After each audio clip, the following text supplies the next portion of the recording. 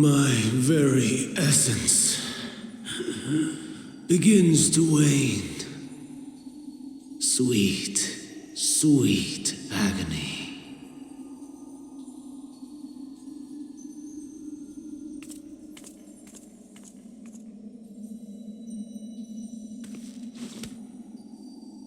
Leave this to her.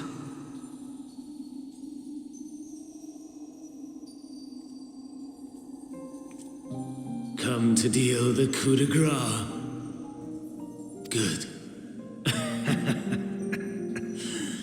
Watching you struggle against the inevitable is bad comedy. Erase me from existence, soul and all.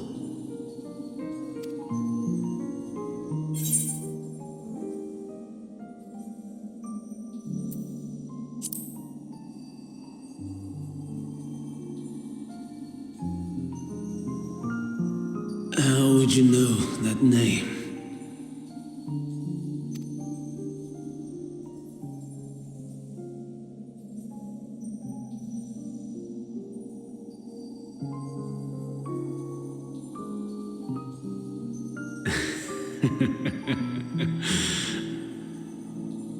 Then it was you,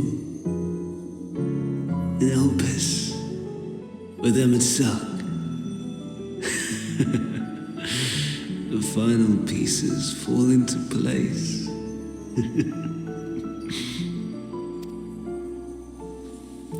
In my halcyon days, as the mortal Ammon, I was haunted by a dream. Night after night, the faceless multitude, the voiceless cries, shards of shattered memories. But slowly, the fog began to clear. This was Elpis. And I was Hermes. Recurring though it was, I paid this dream little heed. It was only when I was granted the seat and memories of Fandaniel that I knew these visions to be true. They were the memories of Hermes that he himself erased using the power of Kairos. Or so he thought. In his attempt to burn away the events of that fateful day, he succeeded only in searing them more deeply into his soul. My soul. Death failed to expunge them, no matter how many times it came. Rebirth after rebirth, from one Fandaniel to the next. I wonder, is Venat adrift somewhere in this ethereal sea? In defeat, finally remembering your time together in Elpis? How it must gall him to be entrusted with knowledge of the final days, only to be rendered powerless to act upon it. So many lifetimes dedicated to restoring his beloved Amarok in blissful ignorance. Oh, folly. But make no mistake, my life as Hermes is not the reason I invited the world's end. I have lived. I have struggled. I have dredged the very depths of despair. And in the detritus of existence, I found the truth. I served a great ruler, powerful beyond measure. The world his dominion. Yet even he and his vast empire were destined to fall, to become one with oblivion. At the end of life's journey lies only death. So I ask you, why live at all? We betray. We torment. We murder. We are wicked, spiteful creatures, without exception. If life is so sacred, so precious, why fill it with such misery? Man wallows in a hell of his own making without purpose or meaning. To live is to suffer, and I would end that suffering by my own hand. It matters not if it flies in the face of all believed right and just. Death is the only solution.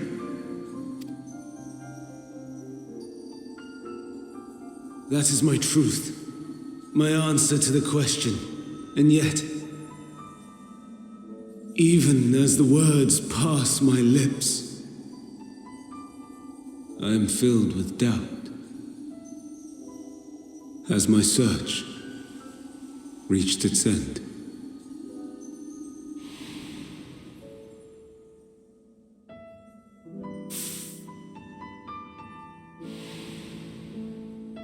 Was this the only way?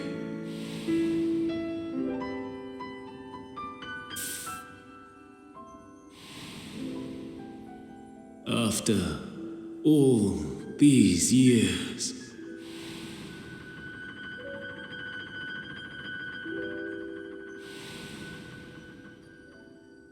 is this the answer I was hoping for?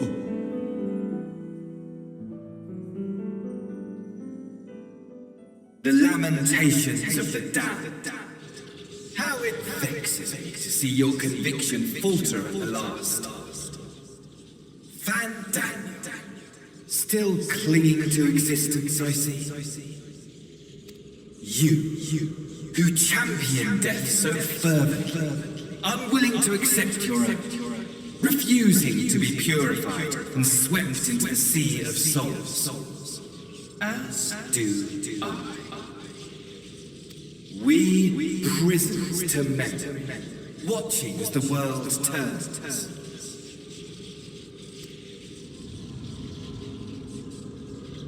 Though unlike me, you will be spared the ignominy of having your corpse made a puppet, dancing to another's tune.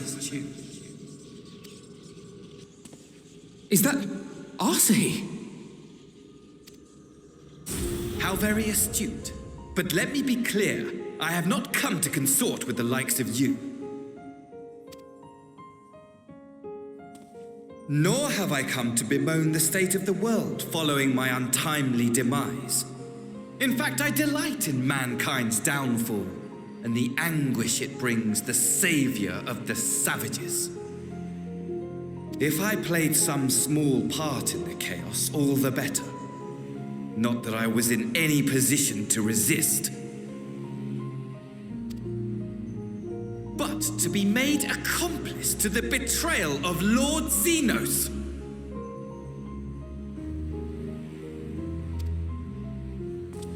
I would die 1,000 deaths to exact my vengeance.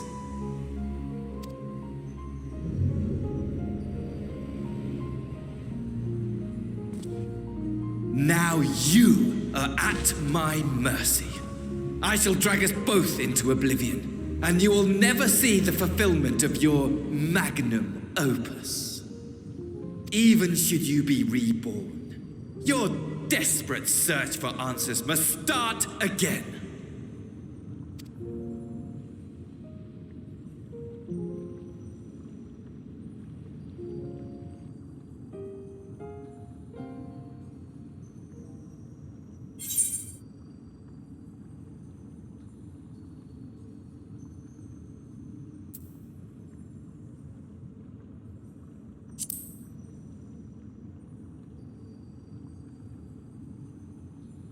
Even here, even now, you have every right to hate me. For the fool I was, for the monster I became. But I will not beg forgiveness. The tale of Hermes, the man who knew so much, yet understood so little, ends here.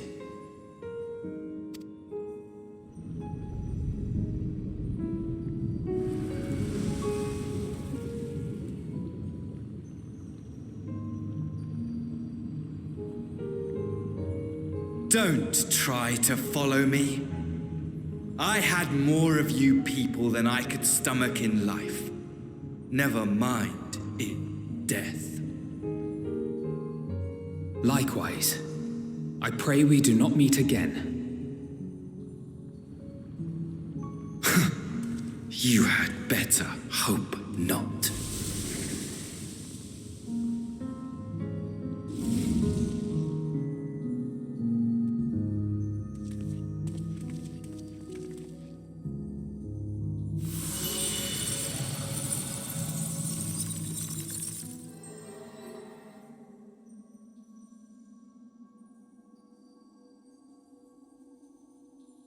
Come. Hydaelyn is waiting.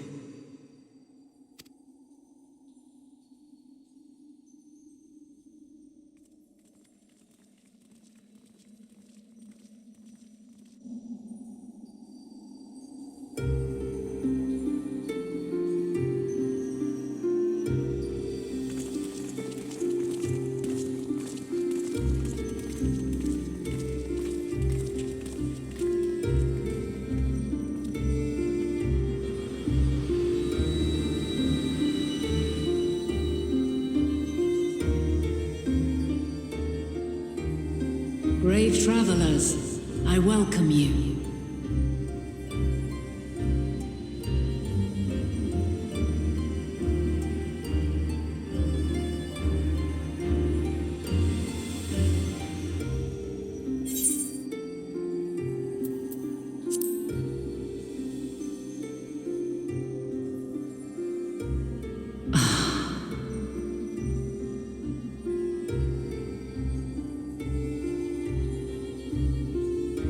I see.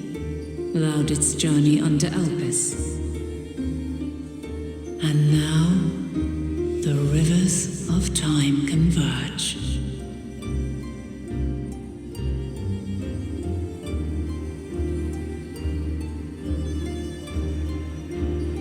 I know why you have come, yet I would hear you speak your reasons all the same.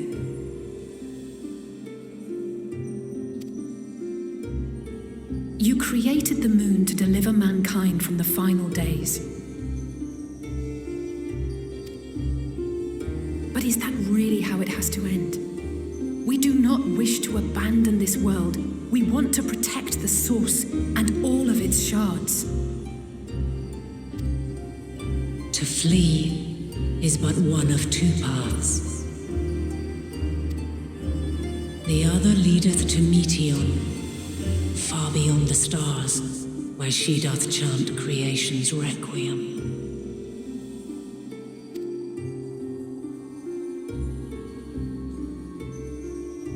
Her domain is formed of dynamis, pure, absolute, where emotion and memory govern all. Ether will avail you naught. Meteon hath gathered the pain and despair of countless stars, and to go unprepared is to go unto your doom. We'll beat her. We'll win. I swear it. Is what I might have said once. After everything I've seen, all the times I've succumbed to my own anger and fear, I can no longer pretend that courage and faith will be enough. But are we truly so powerless that our only choice is to flee?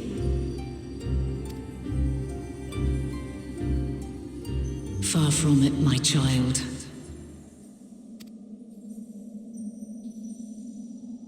Long ago, the inhabitants of myriad stars, many more prosperous than Atheris, sought to free their worlds from life's woes. Sorrow and anger, conflict and hostility, despair, and even death itself. But as Meteon reported, every attempt ended in failure.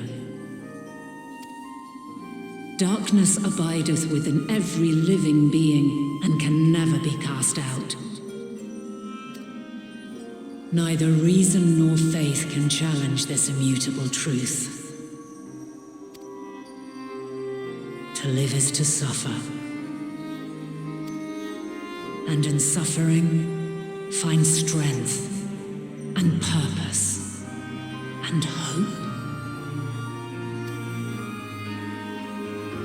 As you have done so many times before.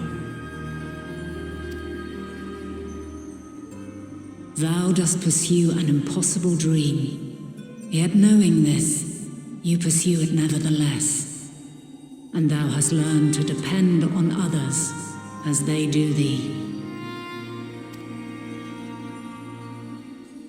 Thy yearning for the power to save the powerless hath ever driven thee to greater heights. Thou hast grown strong. Though those closest to thee no longer walketh by thy side, their love remaineth thy guiding light. For duty's sake, thou hast been bound by truths unutterable time and time again. Yet thy heart hath never wavered, as thy companions will attest. In thy pursuit of mysteries great, all thou believest is brought into question. Undaunted, thy thirst for knowledge remaineth unquenched.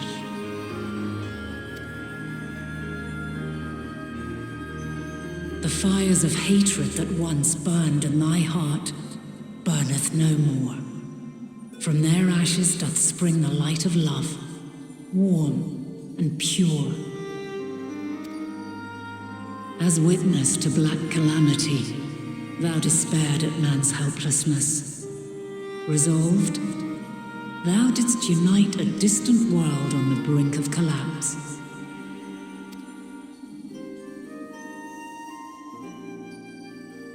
And thou, my champion, when all did seem lost, thou never abandoned hope. For every trial and every foe that did bar thy way, thou hast proven equal to the challenge, drawing courage from the many bonds forged on thy journey. You have all known despair, and though the end approacheth, you walk on, heads held high. Therein lieth your power, the strength to silence the song of oblivion. Then there is a means to confront her. Yes, if you should prove yourselves worthy. Hark!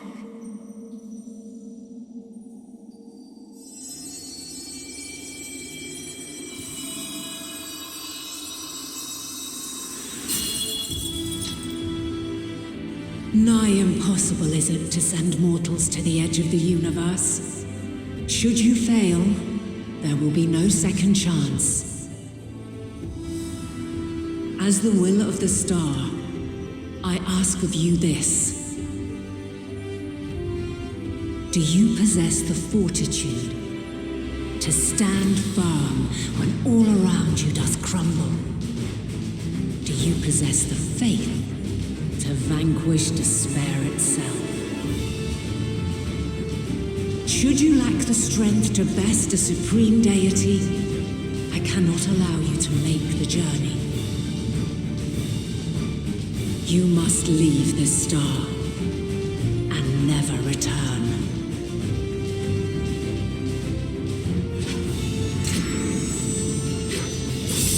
Prepare yourselves. Prove ourselves worthy, eh? Sounds straightforward enough. Aye, No room for confusion there. In any case, we've come too far to back down now. I am of the same mind. What power I have, I shall bring to bear. The three of you seem to be forgetting who we're up against. It's not every day we battle a divine being of untold power. Well, not quite every day. Do try not to get underfoot. Needless to say, there'll be no margin for error. Let us hold nothing back. For the people of this world and those beyond the rift.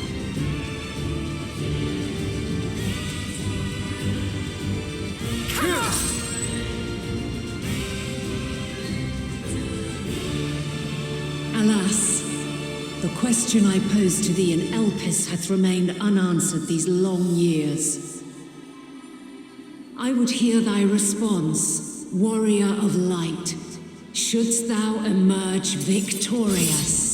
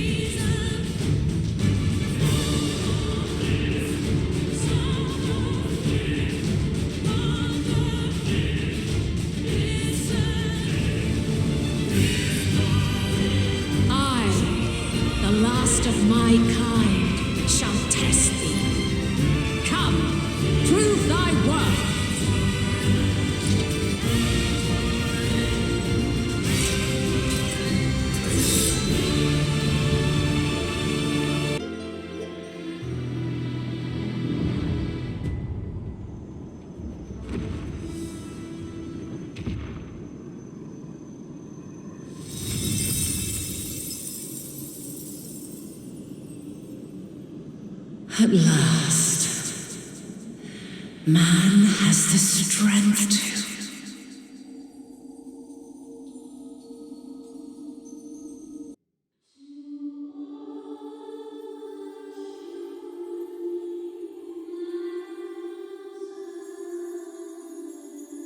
No, this can't be happening.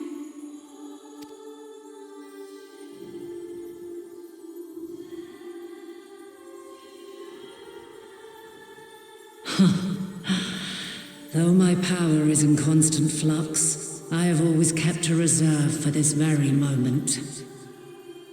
It was a true test of your prowess. You have done well. There is one thing I must ask. By sundering the world into 14 shards, the ether of all living beings too was divided. This reduction would in theory allow us to more easily interact with Dynamis. Having seen mankind brought to the very precipice of extinction, you wished for us to develop a means to overcome despair. You believed we had the potential and sundered all creation to see it fulfilled, to deliver us to that swirling maelstrom of Dynamis in which our foe hides, and grant us the power to defeat her once and for all. Is this not true? It is as thou sayest. 'Twas the trial to which I subjected mankind, and it hath led to untold bloodshed and suffering. There was no kindness, nor justice in the tragedy I wrought. When confronted with the almighty Zodiac, my only recourse was rend him and the world asunder, that his power be diminished for a time. And so it came to pass. Now you, my chosen, have surpassed my expectations, surpassed me. I entrust the fate of the universe unto you.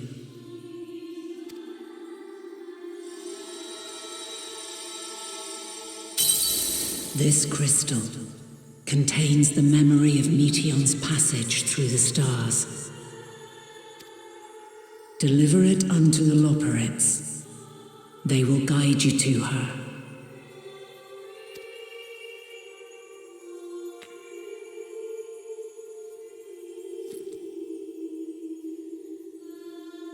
Though they may be capable of crossing great distances, there is a vast difference between traveling to the moon and the furthermost reaches of the great expanse. And unlike Meteion, we cannot simply soar on waves of dynamis to our destination. Indeed, to make such a journey would require an astronomical amount of ether. But a solution lieth close at hand.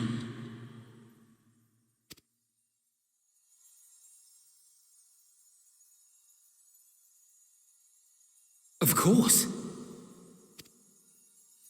Yes, my child. Ever since I became the will of the star, the ether drawn here had slowly crystallized. They who have answered my call know it well. While I have remained hidden, it hath become the embodiment of the planet's will in my place. A faceless, omnipotent force of nature. The Mother Crystal, our final hope.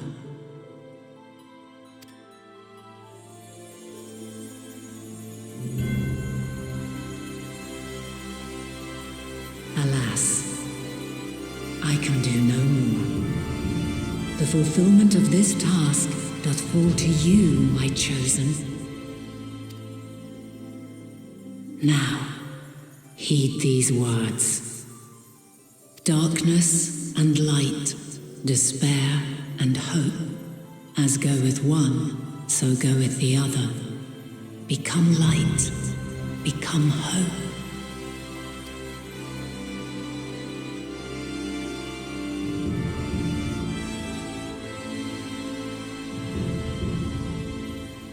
I have a gift for thee.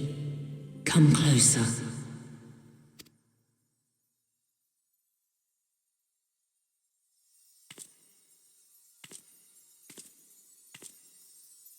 Long have I searched for a means to safeguard the future of this star.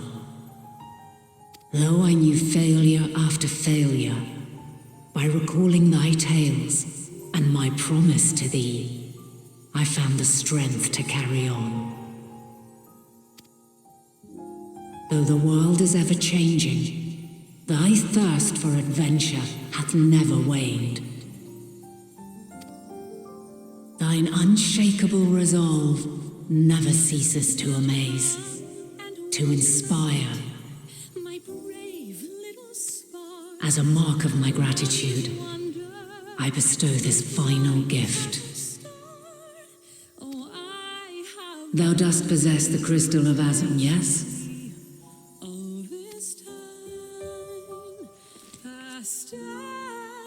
As Heidelin, I reside over the forces of stasis, tranquility, peace. The laws which impart stability to existence itself.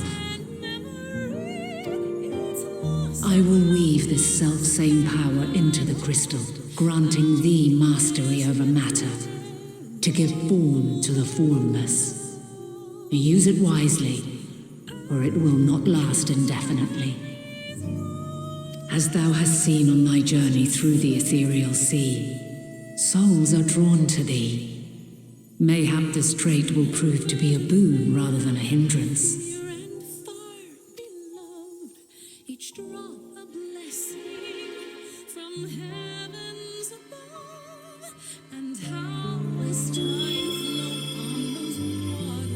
It is thy hopes and prayers that enable Azum's invocations and give them life.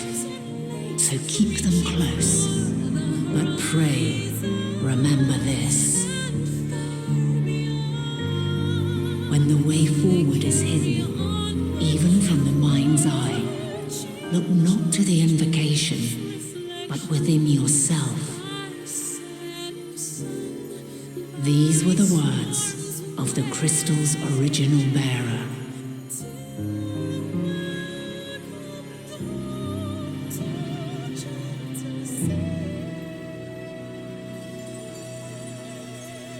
With that, my work is finished. Fulfill our promise. Right the wrongs committed when the world was yet whole. Silence the song of oblivion. Teach her a brighter melody. Show her our journey is far from over.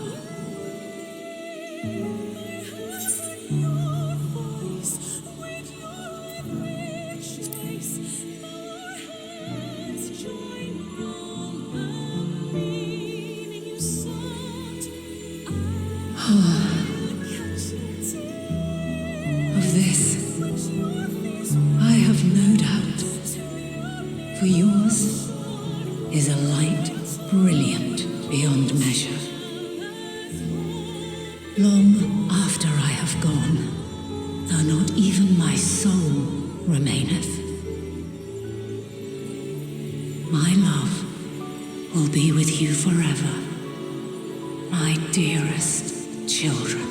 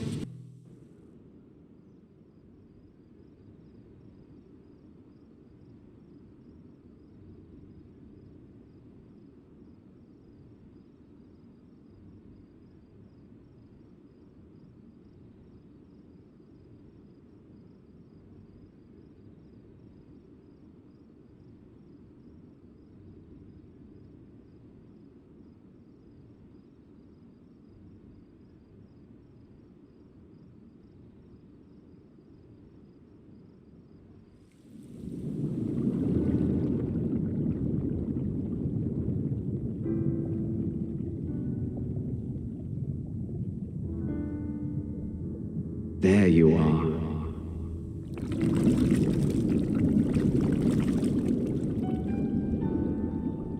Some time, indeed, yes. For you, at least.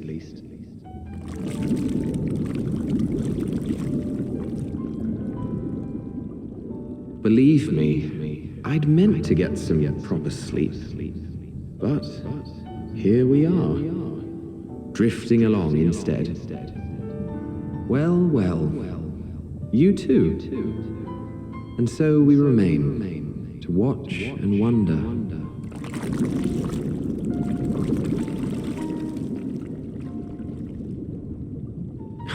Yes, indeed. To begin, we first must see the end.